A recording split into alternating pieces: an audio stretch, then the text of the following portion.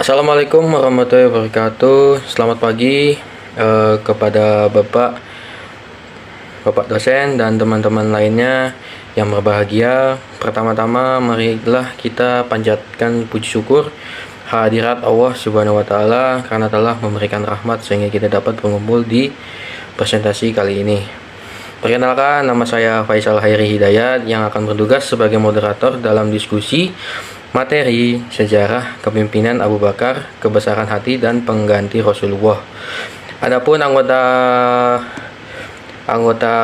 kelompok saya yaitu Dila, Dio, Elisia, Fadilatun, Faisal, Fahma, Farhana, Farel, Ferdita, Firhan, dan Fitri. Baik teman-teman, langsung saja kita mulai ke sesi pertama adalah pembukaan. Sebelum itu marilah kita mengucapkan basmalah bersama-sama. Selanjutnya penyampaian materi saya akan mempersilahkan Dila untuk membacakan materi yang pertama. Silahkan Dila. Perkenalkan, nama saya Dila Fadilah dengan NIM 23422030. Di sini saya akan menjelaskan materi pertama yaitu tentang proses pengangkatan Abu Bakar sebagai khalifah. Abu Bakar As-Siddiq adalah khalifah pertama sepeninggalan Nabi Muhammad SAW. Nama asli dari Abu Bakar As-Siddiq yaitu adalah Abdullah bin Utsman bin Amir bin Ka'ab bin Sa'ad bin Taim bin Murrah bin Ka'ab bin Lu'ay bin Ghalib Al-Quraisy Al-Taimi. Hal ini juga sudah dijelaskan pada buku Abu Bakar As-Siddiq yang berjudul Syakhsiyatu wa Ashruhu. Setelah wafatnya Nabi Muhammad SAW, status beliau sebagai Rasulullah tidak dapat diganti oleh siapapun, yaitu Khotami al-Anbiya wal Mursalin. Tetapi, kedudukan beliau sebagai pemimpin kaum muslimin atau khalifah harus segera ada penggantinya. Sekian penjelasan dari saya, selanjutnya akan dijelaskan oleh pemateri yang selanjutnya. Terima kasih. Baik, terima kasih moderator atas waktunya. Perkenalkan, nama saya Fahma Mujaidah dengan NIM 23422029. Di sini saya akan sedikit menjelaskan tentang materi atau melanjutkan materi dari kebesaran hati Abu Bakar ketika menggantikan Rasulullah dalam slide berita wafatnya Rasulullah. Nah, wafatnya Rasulullah ini menjadi pukulan dan musibah bagi kaum muslimin sehingga kondisinya menjadi kacau balau. Kekacauan tersebut bisa dilihat dari beberapa aspek. Yang pertama, banyak dari kaum muslimin yang tidak mempercayai kalau Nabi Muhammad telah wafat. Bahkan seorang Umar bin Khattab pun mengancam dan akan memerangi orang-orang, umat-umat yang mengatakan bahwa Nabi Muhammad itu wafat. Nah, kemudian untungnya Abu Bakar meluruskan hal tersebut, kayak menasehati Umar bin Khattab dengan membacakan salah satu ayat di dalam Al-Quran, surat Ali Imran ayat 144. Baik, akan saya bacakan. Bismillahirrahmanirrahim. Wa ma Muhammadun illa rasul qad khalat min qablihi rusul afa imma ta'u qutila qalabtum ala aqabikum wa man yanqalib ala aqibihi falan yadurrallahu syai'a wa sayajzillahu syakirin. Artinya, dan Muhammad itu hanyalah seorang rasul. Sebelumnya telah berlalu beberapa rasul. Apakah dia ketika wafat atau dibunuh kamu berbalik menjadi murtad? Barang siapa beralih ke belakang, maka ia tidak akan merugikan Allah sedikit pun.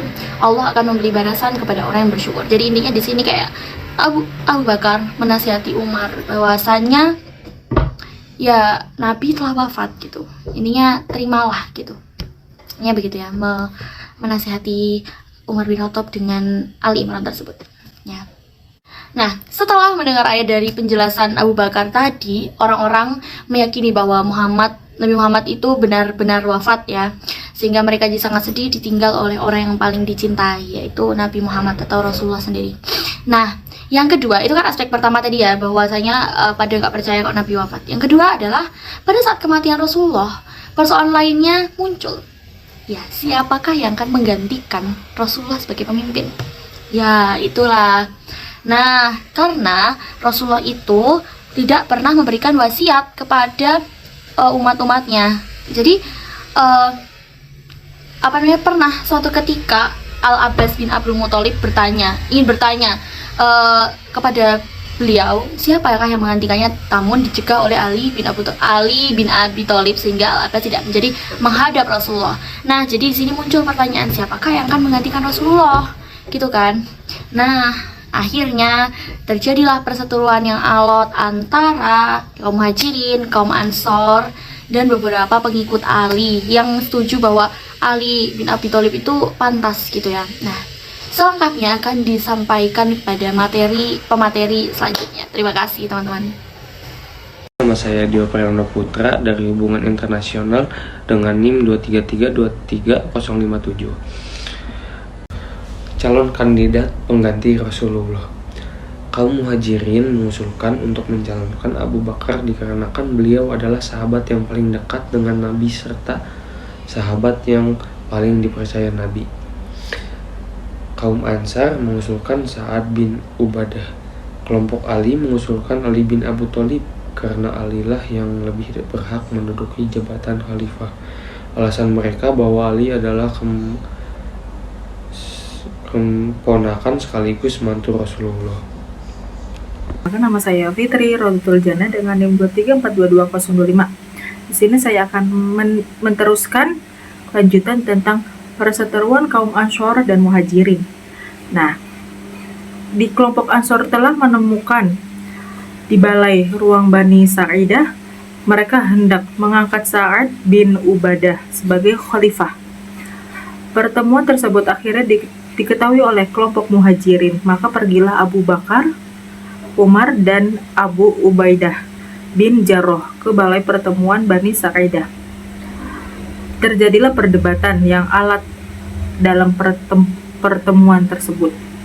Sa'ad adalah salah seorang pemuka Ansor berpidato yang dalam pidatonya ia katakan, kami adalah Ansarullah, yaitu penolong agama Allah, dan membela Islam, yaitu Batailon Islam. Kaum Muhajirin adalah bagian dari kami karena telah bermukiman dengan kami. Mendengar kata-kata tersebut, Umar bin Khattab ingin angkat bicara, namun ditahan oleh Abu Bakar As-Siddiq. Abu Bakar As-Siddiq pun angkat bicara, ia memuji kaum Ansor. Semua keterangan tentang kebaikan kaum Ansor ia sebutkan. Ia katakan bahwa kalian telah mengetahui bahwa Rasulullah SAW bersabda, seandainya orang-orang memilih untuk menempuh sesuatu lembah, dan kaum Ansor memilih untuk menempuh lembah yang lain, niscaya aku menempuh lembah yang ditempuh kaum Ansor. Wahai Sa'ad, Anda tentu tahu bahwasanya Rasulullah SAW bersabda, sedang waktu itu Anda duduk, Quraisy adalah pemegang urusan ini atau kepemimpinan. Orang-orang yang baik menjadi pengikut orang-orang Quraisy yang baik, dan orang-orang yang jahat menjadi pengikut orang-orang Quraisy yang jahat. Lalu Sa'ad bin Ubadah berkata, Anda benar, kami adalah para wazir dan kalian adalah para amir. Sekian dari saya. Wassalamualaikum warahmatullahi wabarakatuh. Terjadilah perdebatan yang alot dalam pertemuan tersebut. Kemudian sebagai penengah, Abu Bakar menawarkan dua tokoh Quraisy untuk dipilih sebagai khalifah, yaitu Umar bin Khattab atau Abu Bakar Ubaidah bin Jarrah.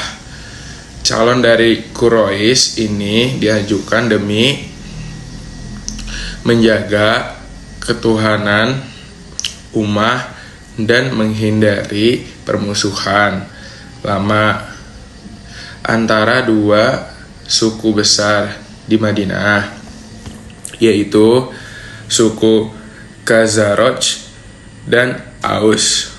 Orang-orang Ansor tampaknya sangat terkesan oleh ucapan Abu Bakar,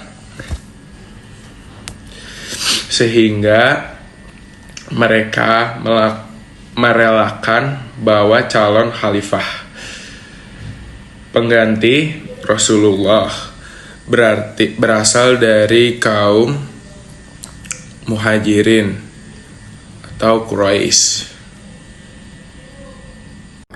Baik, saya akan melanjutkan persetujuan dan pembaiatan Abu Bakar sebagai khalifah pengganti Rasulullah SAW. Orang-orang Ansor tampaknya sangat terkesan oleh ucapan Abu Bakar. Umar tidak menyia-nyiakan momentum yang sangat baik itu. Umar mulai berbicara tentang profil pemimpin yang mereka harapkan guna menjaga keutuhan umat. Kemudian Umar memegang tangan Abu Bakar dan membaiatnya, serta menyatakan kesetiaan kepadanya sebagai khalifah. Tindakan Umar ini diikuti oleh Abu Ubaidah bin Jarrah. Tetapi sebelum tokoh Quraisy mengucapkan baiat, Basir bin Sa'ad, seorang tokoh Ansor dari suku Khoraj, mendahului mengucapkan baiat kepada Abu Bakar.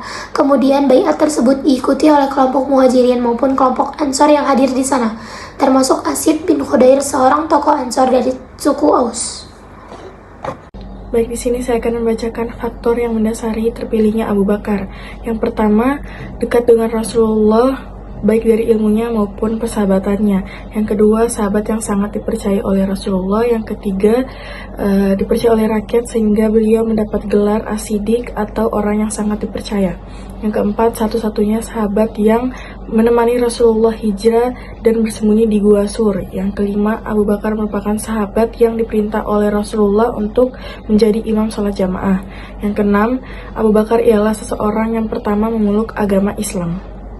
Selanjutnya dilanjutkan oleh saya, Farhana Al-Fatih Rahma, yaitu tentang kebesaran hati dan kisah inspirasi Abu Bakar sebagai khalifah. Setelah melalui musyawarah yang cukup serius, Abu Bakar menjadi orang terpilih untuk menduduki posisi khalifah untuk menggantikan Rasulullah SAW. Abu Bakar menjadi khalifah dalam rentang waktu yang relatif singkat. Dalam 2 tahun, masa kepemimpinannya adalah lembut tapi tegas.